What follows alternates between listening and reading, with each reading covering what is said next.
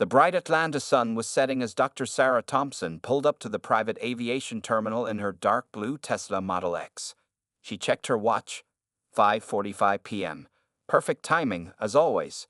The 45-year-old neurosurgeon was known for her punctuality, just as she was known for her steady hands in the operating room at Atlanta Memorial Hospital.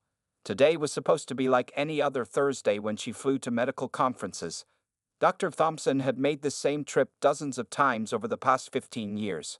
Her sleek Louis Vuitton carry-on contained everything she needed for the weekend conference in Boston: her presentation materials about the latest advances in brain surgery, a change of clothes, and her lucky purple stethoscope that had been with her since medical school. As she stepped out of her car, the warm Georgia air wrapped around her. Dr. Thompson looked professional and polished in her navy blue pantsuit and pearl earrings, a gift from her grandmother who had always believed in her dreams of becoming a doctor, even when others said it wasn't possible for a black girl from South Atlanta.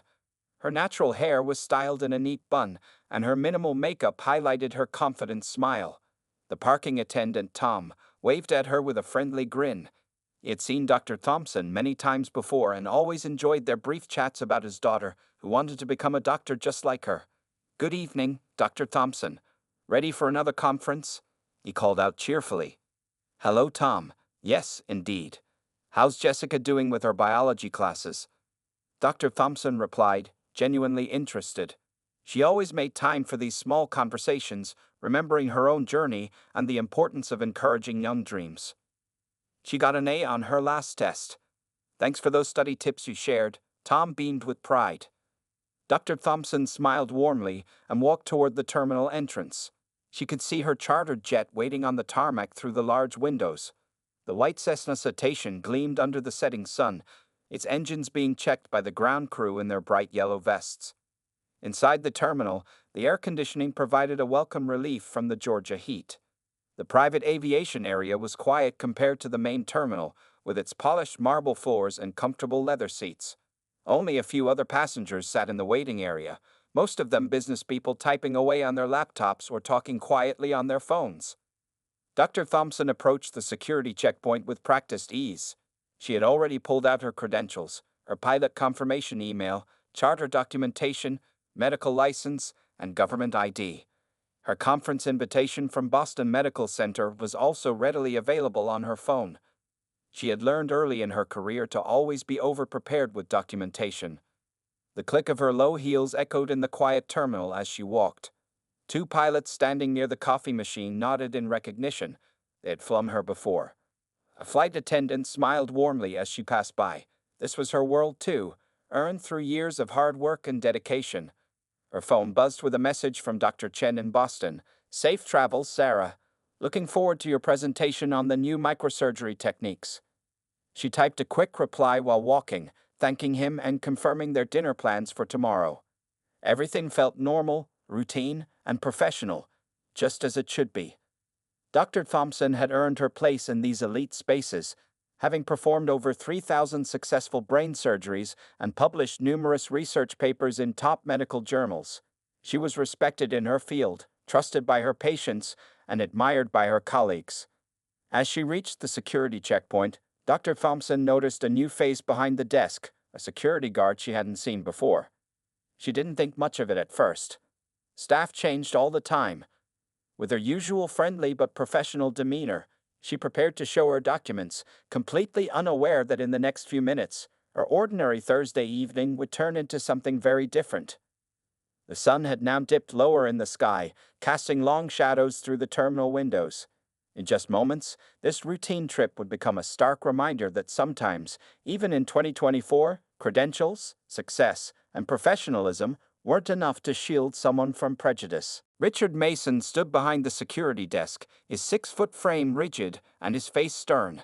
He had been working at the private aviation terminal for only 3 weeks, but something about Dr. Thompson's approach made him straighten up and frown. Before she could even reach the desk, he stepped forward with his hand raised. "Ma'am, this is a private aviation area," Mason said loudly, his voice carrying across the quiet terminal. "The main passenger terminal is in the other building."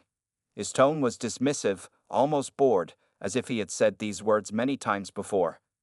Dr. Thompson maintained her professional smile, though she felt her stomach tighten. She had faced situations like this before, but they never got easier. "Good evening," she said calmly, placing her documents on the counter. "I'm Dr. Sarah Thompson. I have a chartered flight to Boston scheduled for 6:30 p.m. Mason barely glanced at the papers. Instead, he looked past her toward the terminal entrance, as if expecting someone else to arrive. "Are you waiting for your employer?" he asked, his eyebrows raised. "The passenger manifest shows a Dr. Thompson, and I'll need to verify their identity when they arrive." "I am Dr. Thompson," she replied firmly, sliding her medical license forward along with her government ID. "I'm a neurosurgeon at Atlanta Memorial Hospital, and I'm scheduled to speak at a medical conference in Boston tomorrow morning." The security guard picked up her ID with obvious skepticism. He turned it over in his hand several times, held it up to the light, and then looked back at Dr. Thompson with narrowed eyes. "This private terminal is for verified charter passengers only," he repeated slowly, as if speaking to a child. "There must be some mistake." By now, other travelers in the terminal had started to notice the exchange. A businessman lowered his newspaper, watching the scene unfold. Two flight attendants whispered to each other near the coffee station. "There's no mistake," Dr. Thompson said, her voice steady but firm. She pulled up the charter company's app on her phone, showing her booking details and flight history. "I've been flying from this terminal for 15 years. You can check with your supervisor or the charter company directly." Mason crossed his arms. "Look, I don't want any trouble, but you're clearly confused. Maybe you got the wrong information from someone. The main terminal." "I am not confused," Dr. Thompson interrupted, her patience wearing thin but her dignity intact. "I am a paying passenger on a chartered flight. I've shown you my ID, my medical license, my flight documentation, and my booking history. There is no valid reason for you to deny me access." The guard's face hardened. "Ma'am, if you continue to be difficult, I'll have to call security." "You are security," Dr. Thompson pointed out, "and I'd like to speak with your supervisor immediately." She checked her watch. It was now 6:05 p.m. Her flight was scheduled to leave in 25 minutes, and she still needed to go through security screening. Several other passengers had stopped their activities to watch the situation. A young woman had taken out her phone and appeared to be recording. The businessman with the newspaper had stood up, frowning deeply at the scene before him. Mason reached for his radio, but instead of calling for a supervisor, he spoke into it. "I might need backup at the main checkpoint. We have an uncooperative individual." Dr. Thompson felt her heart racing, though her exterior remained calm. Years of performing delicate brain surgeries had taught her to stay composed under pressure. She pulled out her phone and began recording the interaction herself, while also sending a quick text to the charter company's customer service. "I want to be very clear," she said, her voice carrying across the now silent terminal. "You are denying me access to my scheduled flight despite my having provided all required documentation. Is that correct?"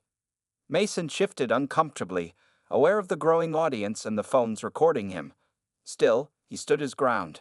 "Ma'am, I'm just doing my job. This area is for verified private charter passengers only, and I'm not convinced." He never finished his sentence, because at that moment, two familiar faces appeared behind Dr. Thompson. Captain James Rodriguez and First Officer Michael Chen had seen enough from their position near the coffee station. They had flown Dr. Thompson on several occasions and weren't about to stand by while she faced such blatant discrimination. The confrontation was about to take an unexpected turn. The tension in the private aviation terminal had reached a boiling point. Captain Rodriguez and First Officer Chen walked purposefully toward the security desk, their pilot uniforms crisp and their faces serious. Behind them, more people began gathering, drawn by the obvious injustice unfolding before them. "Dr. Thompson," Captain Rodriguez called out warmly, "I thought I recognized your voice. Is there a problem here?" He turned to face Mason, his friendly expression changing to one of concern. Mason shifted his weight uncomfortably, but didn't back down. "This is a private matter of security," he said stiffly. "Please step back, sir." First Officer Chen stepped forward instead. "Dr. Thompson has flown with our charter service at least 20 times in the past 2 years alone. I personally flew with her last month to a conference in Chicago." He pulled out his phone, quickly finding a photo from that flight where Dr. Thompson was explaining a new surgical technique to the crew during their conversation. More passengers had gathered now. A young mother holding her daughter's hand spoke up from the crowd. "I'm a resident at Atlanta Memorial," she said loudly. "That's Dr. Thompson. She trained me in neurosurgery. She's one of the best doctors in the state." The terminal had become unusually quiet, with even the usual airport announcements seeming muted in the tense atmosphere. Dr. Thompson stood tall, her hands steady as they held her phone, still recording. The time was now 6:15 p.m., 15 minutes until her scheduled departure. "Look," Mason said, his voice showing the first signs of uncertainty, "I'm just following protocol, without proper verification." "What additional verification could you possibly need?" An elderly gentleman in a business suit interrupted. He had been watching the entire scene unfold from his seat.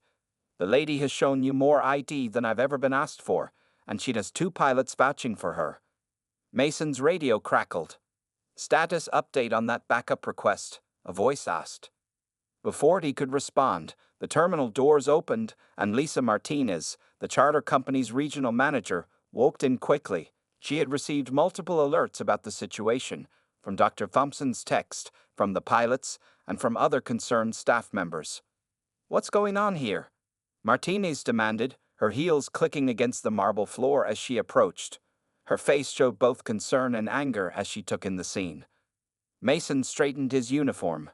"Ma'am, I was just explaining to this person that the private terminal requires proper verification." "This person is Dr. Sarah Thompson."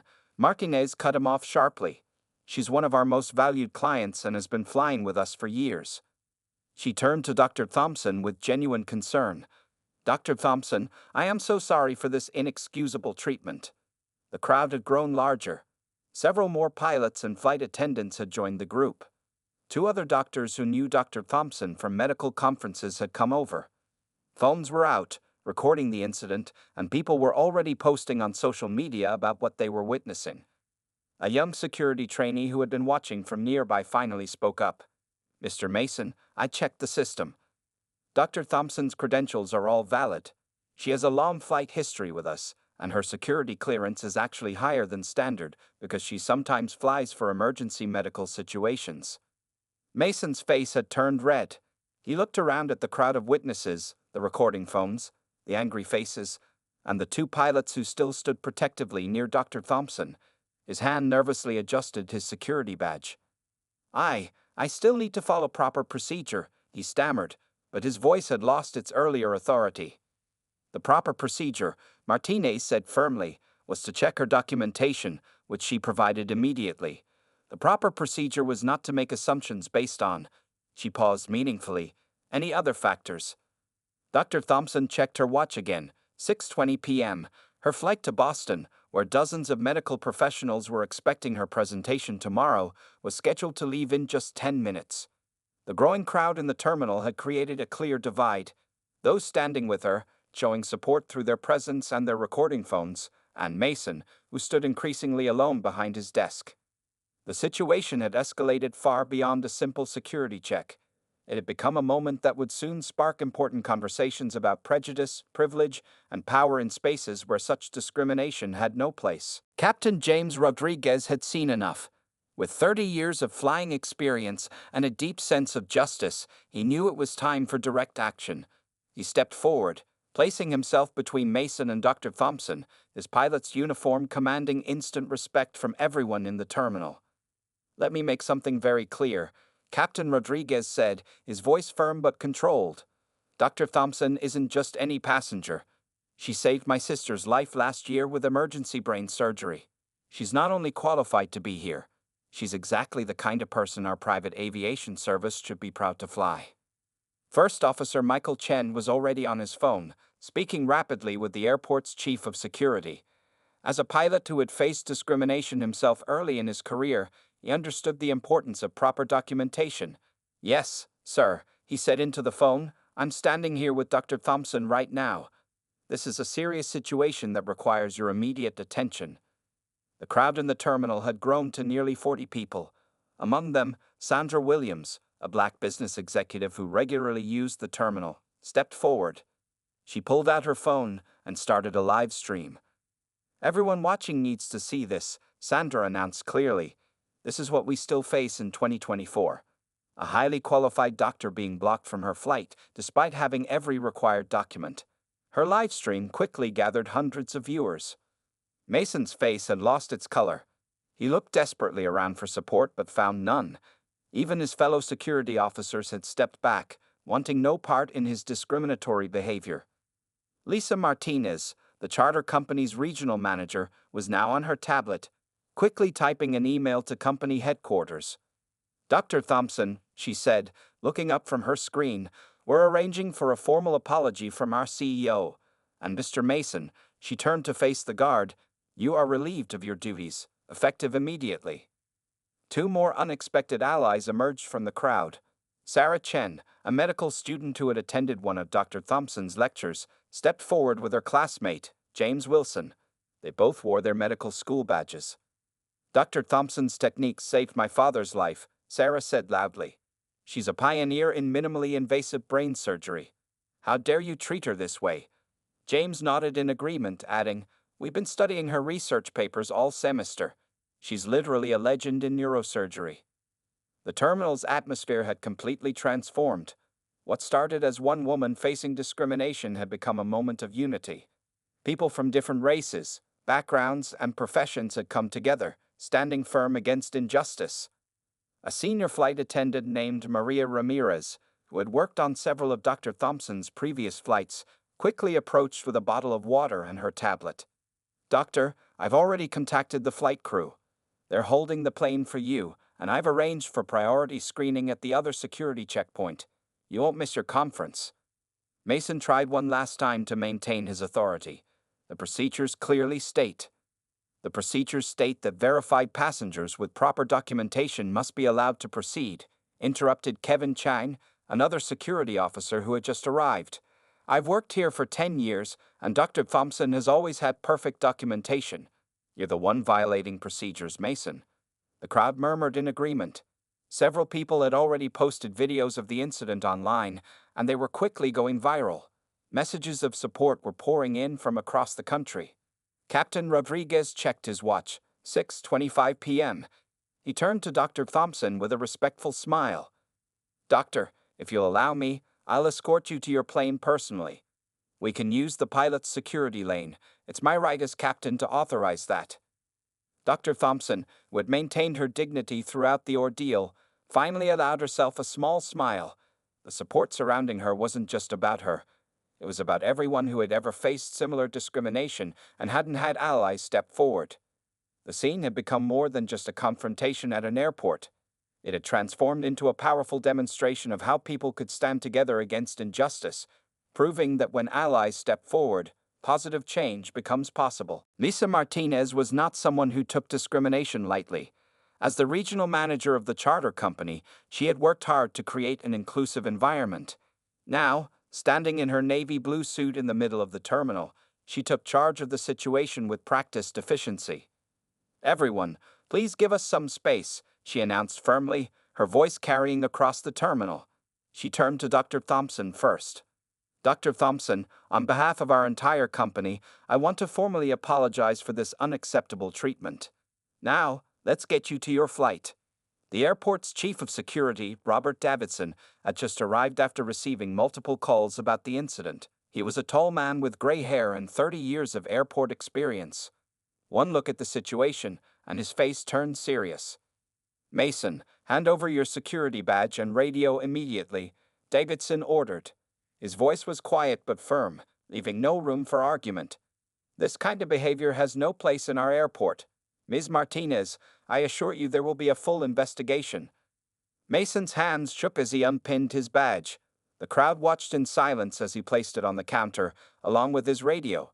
His face had lost all its earlier arrogance, replaced by the realization that his actions had serious consequences. "Dr. Thompson," Chief Davidson said, turning to face her, "please accept my personal apology. I would be grateful if you would consider meeting with our airport administration tomorrow when you return. We need to understand exactly what happened here to ensure it never happens again." Meanwhile, Martinez was already taking action on multiple fronts. Her fingers moved quickly over her tablet as she spoke into her phone headset. Yes, Mr. Chen, I'm with Dr. Thompson now. The situation is being handled. We need immediate policy changes. She paused, listening. Yes, sir, I agree. Full anti-bias training for all contractors, effective immediately. The charter company's response team had sprung into action. A customer service representative named Janet quickly appeared with a tablet, updating Dr. Thompson's flight profile.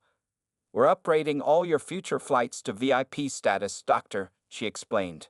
This means priority boarding and exclusive lounge access at every terminal. Sarah Chen, the medical student, had been busy on social media. Look at this, she said, showing her phone to James Wilson. The video has already gotten 50,000 views. People are calling for airport-wide changes in security training. Martinez continued organizing the immediate response. She turned to Kevin Chang, the experienced security officer. Kevin, please escort Dr. Thompson through security into her plane. And Captain Rodriguez, if you could accompany them? Of course. Both men replied at once. The terminal's atmosphere had shifted from tension to purposeful activity. Airport staff moved efficiently, creating a clear path to the security checkpoint. 2 additional customer service representatives appeared with tablets, documenting everything for the official incident report. Dr. Thompson checked her watch one last time, 6:28 p.m. Her flight was still waiting, pilots having been notified of the situation. Despite the delay, she would make it to Boston in time for her presentation.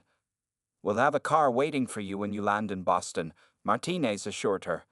And Dr. Thompson, the CEO would like to speak with you personally tomorrow, if you're willing. We want your input on improving our security protocols. The crowd began to disperse, not before many people approached Dr. Thompson to express their support. Sandra Williams, still live streaming, captured the professional response for her growing audience. This is how companies should handle discrimination, she commented. Swift action, immediate consequences, and systemic changes.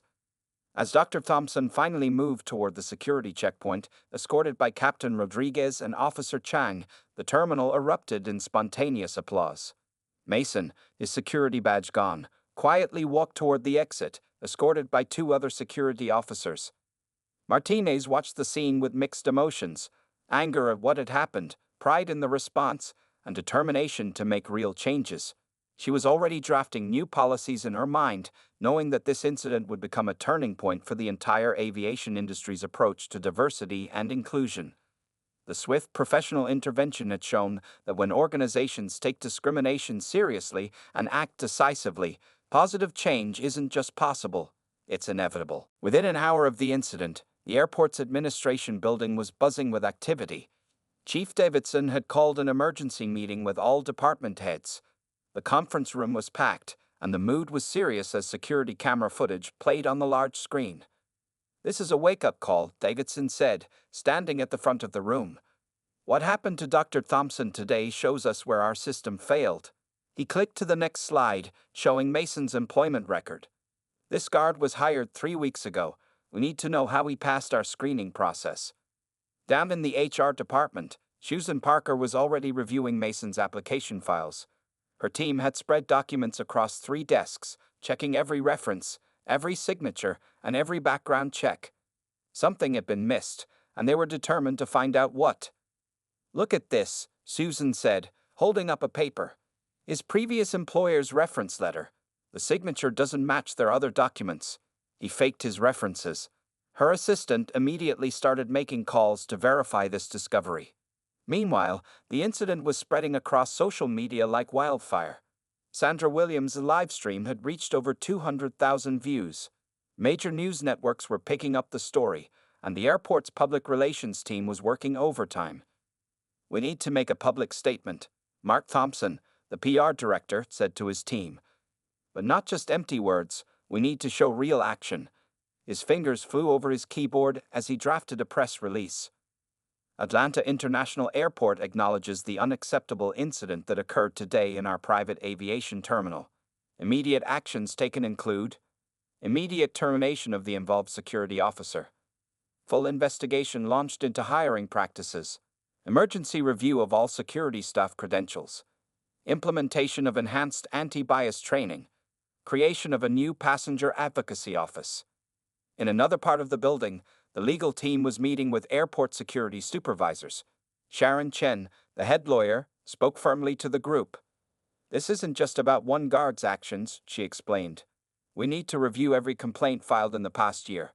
Look for patterns we might have missed." The charter company wasn't sitting idle either. Their corporate office had lit up with activity. Teams of people were reviewing security protocols, updating training materials, and drafting new policies. The CDO had personally called Dr. Thompson to apologize and invite her to join their newly formed advisory board on diversity and inclusion. Back at the terminal, Lisa Martinez was overseeing the installation of new signs at every security checkpoint. The signs clearly displayed passenger rights and provided a QR code to report discrimination instantly. "Make sure these are visible from all angles," she instructed the maintenance crew. Mason's story wasn't over either. As he left the airport, his security badge confiscated, he found reporters waiting outside. His face appeared on the evening news as an example of how prejudice could hide behind a uniform. His actions would become a case study in future airport security training programs. The airport's new passenger advocacy office was already taking shape. By evening, they had hired Regina Brooks, a civil rights attorney, to head the department. "We're not just handling complaints," Regina announced in her first meeting. "We're actively working to prevent discrimination before it happens." Social media continued to buzz with the story. #RespectDrThompson was trending nationwide. People shared their own stories of discrimination at airports, creating a powerful movement for change. By nightfall, the airport had suspended 3 more security officers pending investigation, scheduled mandatory retraining for all staff, created a new emergency response team for discrimination incidents, established a passenger support hotline, started planning a diversity awareness campaign. The incident had triggered a chain reaction of accountability that would change airport protocols across the country. Other airports were already calling, asking for copies of the new procedures being developed. As the sun set over Atlanta International Airport, the day's events had shown that accountability wasn't just about punishing one person, it was about changing entire systems to prevent future incidents. The swift response would become a model for other organizations facing similar challenges. The morning after the incident, Dr. Thompson's story was everywhere. Local Atlanta news stations ran the story as their headline. "Respected neurosurgeon faces discrimination at private terminal." What happened next showed the true power of community action. By 9 a.m., the waiting room at Atlanta Memorial Hospital was filled with reporters. Dr. Thompson's medical colleagues had organized a press conference to support her. Dr. James Wilson, the chief of surgery, stood at the podium, his white coat crisp and his expression determined. "Dr. Thompson isn't just a brilliant surgeon," he said to the cameras. "She has saved hundreds of lives in this hospital. Last month alone, she performed 10 emergency brain surgeries. When someone tries to stop her from doing her job, they're not just disrespecting her, they're putting patients' lives at risk." Outside the airport, a peaceful gathering had formed. People held signs reading, "Stand with Dr. Thompson," and "Stop Airport Discrimination." Sandra Williams, whose live stream had gone viral, organized the gathering through social media. People from all walks of life showed up to show their support. "Look at this crowd," Sandra said to a reporter. "We have doctors, pilots, flight attendants, business people, and regular travelers. We're all here because what happened to Dr. Thompson happens to too many people every day. But today, we're saying enough is enough." The story touched people across the country. Other Black professionals began sharing their own stories on social media. A group of pilots started a new hashtag #IFlyToo, sharing photos of themselves in uniform and their experiences with discrimination. Dr. Michelle Lee, an Asian American surgeon from California, posted, "20 years as a doctor, and I still get asked if I'm in the right place. Dr. Thompson's experience is our experience. This must change." Her post got shared 50,000 times in 3 hours. Local businesses near the airport took action too. Coffee shops put up signs saying, "All professionals welcome here." The airport hotel hosted a free seminar on recognizing and stopping discrimination. Even the small diner where many airport staff ate lunch posted a big sign, "Hate has no place here." At medical schools across Atlanta, students organized discussion groups. Sarah Chen, the medical student who had been at the terminal, spoke to her classmates. "Dr. Thompson is one of our role models," she said. "When they disrespected her, they disrespected everyone who dreams of becoming a doctor." The aviation community responded strongly. By afternoon, 3 major airlines had announced new training programs for all their staff. Private charter companies started reviewing their security contracts. Pilots' unions released statements supporting Dr. Thompson and calling for industry-wide changes. Community leaders stepped up too. Reverend Michael Brown from the local church organized a prayer meeting for unity. "This isn't just about one incident," he told his congregation. "This is about building a community where everyone is treated with respect." Social media kept buzzing. People shared old videos of Dr. Thompson giving medical talks, photos of her with grateful patients, and stories of lives she had saved. Each post showed the real impact of discrimination, how it could have prevented a brilliant doctor from helping people in need. Local schools asked Dr. Thompson to speak to their students. Teachers used her story to talk about racism and standing up for what's right. One elementary school class made her a big card, writing, "Thank you for being brave," in colorful letters. By evening, something amazing had happened. The story had moved beyond just anger about discrimination. It had become about community strength, about people standing together, about making real change happen. A young black girl watching the news with her mother pointed at Dr. Thompson's picture on TV and said, "Mommy, I want to be like her." Her mother smiled, hoping that by the time her daughter grew up, stories like this would be history, not news. The community response showed that when one person faces discrimination, they don't have to face it alone. People were ready to stand up, speak out, and work together for change. What started as one incident at an airport had become a movement for respect and equality. 3 months after the incident at Atlanta International Airport, real changes had taken root. The private aviation terminal looked different now. New signs welcomed all passengers, security staff wore body cameras, and a help desk staffed by diversity officers stood near the entrance. Dr. Thompson sat in her office at Atlanta Memorial Hospital, looking at an email from the airport's new passenger advocacy office. The numbers were encouraging. 0 discrimination complaints in the past month. Over 500 staff members completed new training, and 24 other airports had copied their new security protocols. "Dr. Thompson?" Her assistant called from the door. "The student group is here for the mentoring program." She smiled, standing up to greet 15 young faces, Black, Asian, Hispanic, and white medical students who had joined her new mentoring initiative. After the incident, Dr. Thompson had decided to turn her experience into an opportunity to help others. "Welcome, everyone," she said warmly. "Today we're going to talk about building confidence in professional spaces." The students pulled out notebooks, eager to learn from someone who had handled discrimination with such grace and strength. At the airport, things had changed dramatically. Lisa Martinez, now promoted to National Director of Customer Experience, was showing visitors the new security training center. "Every security officer goes through 4 weeks of training now," she explained. "And look here, we have Dr. Thompson's story built into our main training video." The charter company had made big changes too. Their new Respect in Aviation program had become an industry standard. They hired more diverse pilots, staff, and managers.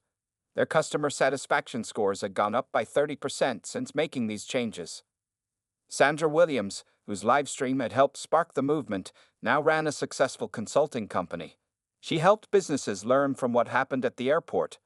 "One person's courage can change everything," she often said in her presentations, showing the video from that day. The impact reached far beyond Atlanta. Other airports across the country started their own programs. Chicago added passenger rights officers at every terminal. Miami created a 24-hour discrimination hotline. Los Angeles hired diversity experts to review all security procedures. New York started monthly community meetings with airport staff. Mason's story became a warning to others. His name was added to a national database of security officers fired for discrimination. He had tried to apply at other airports, but found that his actions that day had closed many doors. In medical schools, things were changing too. Dr. Thompson's experience became part of a larger discussion about diversity in medicine. More hospitals started programs to support minority doctors and medical students. The number of black students applying to medical school increased by 15% that year. Back at Atlanta Memorial, Dr. Thompson's schedule stayed busy. Between surgeries and her regular patients, she now gave talks about professional dignity and standing up to discrimination. But something else had changed. Younger staff members now came to her for advice and support. Dr. Thompson, a young resident, said one day, "Thank you for showing us how to handle these situations. You taught us that we don't have to choose between our dignity and our careers." The airport's new policies showed real results. In the first year after the incident, discrimination complaints dropped by 85%. Staff diversity increased by 40%. Customer satisfaction reached record highs. Security screening became more efficient and respectful. Dr. Thompson kept flying from the same terminal, but now things were different. Security staff greeted her with respect. Other passengers recognized her and smiled. Sometimes people stopped her to say thank you, not just for her medical work, but for standing up that day. One evening, as she walked through the terminal for another flight to a medical conference, she passed the spot where everything had happened. The old security desk was gone, replaced by a modern checking area with clear signs about passenger rights. A young black girl watching her mom go through security looked up at Dr. Thompson and waved. Dr. Thompson waved back, knowing that this child would grow up in a world where such incidents would become less and less common. The lasting impact of that one day had created ripples of change that would continue for years to come.